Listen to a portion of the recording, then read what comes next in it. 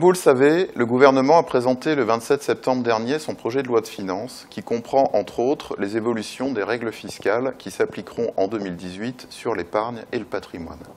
Une précision importante, il s'agit là à ce stade d'un projet de loi qui doit encore être débattu à l'Assemblée nationale et au Sénat. Les grands principes ne devraient pas évoluer, mais différents aménagements sont encore possibles et des précisions sont attendues sur des points techniques. Dans ce projet, l'exécutif a souhaité traduire deux orientations. La première est d'encourager l'épargne vers les investissements productifs, les entreprises, l'économie, pour générer de la croissance et de l'emploi. Et la seconde est de simplifier un système fiscal particulièrement complexe.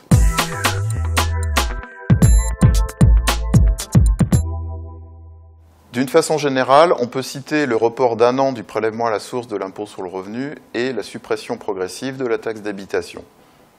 Mais arrêtons-nous sur deux axes majeurs qui concernent la gestion du patrimoine des Français. D'une part, une imposition forfaitaire unique de 30% sur l'ensemble des revenus des placements. Et d'autre part, le remplacement de l'ISF par l'IFI, l'impôt sur la fortune immobilière. Cette imposition unique, que l'on appelle déjà le PFU, prélèvement forfaitaire unique, s'appliquera aux intérêts, aux dividendes, aux revenus de l'assurance vie et aux plus-values réalisées sur la vente d'actions ou d'obligations sur les comptes titres. On parle d'imposition forfaitaire unique pour deux raisons. Parce que ce taux sera le même quels que soient les placements, 30%, mais aussi parce que ce taux unique intègre les prélèvements sociaux, dont la CSG. En revanche, s'agissant des 12,8%, le contribuable pourra choisir, au moment d'indiquer ses revenus dans sa déclaration, entre l'imposition forfaitaire ou l'imposition au barème progressif de l'IR. Un foyer dont le montant de revenus fait qu'il n'est pas imposable aura intérêt à choisir l'imposition au barème plutôt que le taux forfaitaire. Une dernière précision, afin d'accompagner l'épargne de précaution, les livrets A, les livrets d'épargne populaire, le LDD et le livret jeune resteront défiscalisés comme aujourd'hui. De même, pour encourager l'épargne orientée vers l'économie, les PEA et PEA-PME devraient garder leurs avantages. Enfin, les revenus de l'assurance vie seront soumis à l'imposition forfaitaire de 30%, mais seulement pour les revenus provenant de primes versées à compter du 27 septembre 2017 et seulement au-delà d'un certain montant de versement effectué sur ces contrats par un même assuré.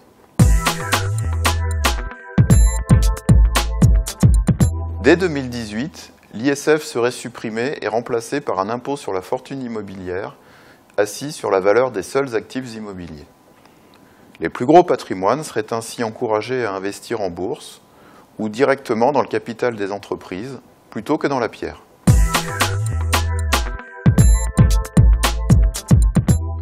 Pas nécessairement.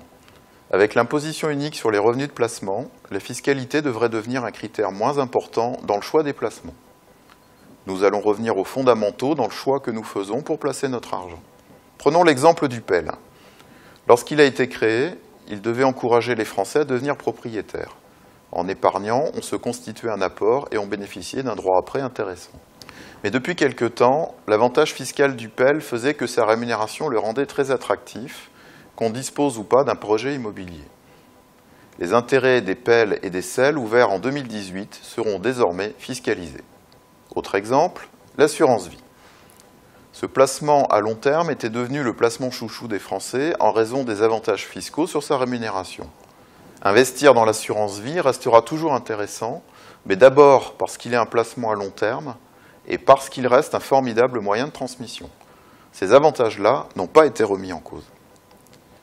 Prenons enfin l'immobilier. Pour l'investissement locatif, les dispositifs Pinel et les possibilités de déduction des intérêts d'emprunt et d'imputation des déficits fonciers sur les autres revenus existeront encore.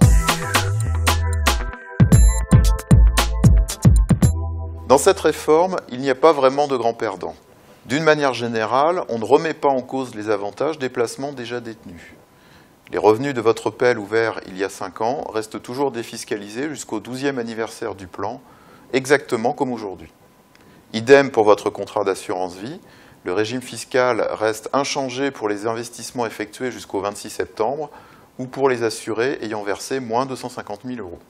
Je me répète, ce qui va changer, c'est que le choix des Français sera moins guidé par la fiscalité et davantage par les caractéristiques du placement.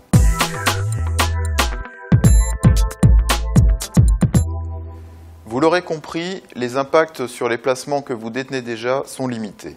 Si votre revenu fiscal de référence indiqué sur l'avis d'imposition que vous venez de recevoir est inférieur à certains plafonds, vous pouvez demander à votre agence avant le 30 novembre à être dispensé du prélèvement de 12,8%.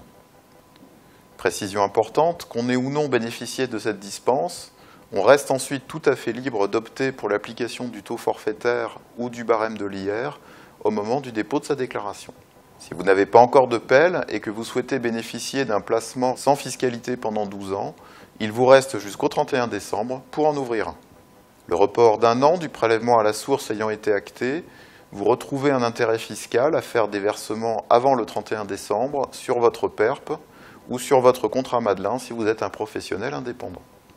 Pour l'assurance vie, il ne sert à rien de se précipiter pour effectuer des versements, puisque la fiscalité sur les nouveaux versements prendra effet rétroactivement le 27 septembre. Comme vous le voyez, pas de précipitation nécessaire, mais une connaissance utile des nouveaux dispositifs si vous avez des investissements réalisés dans les mois à venir.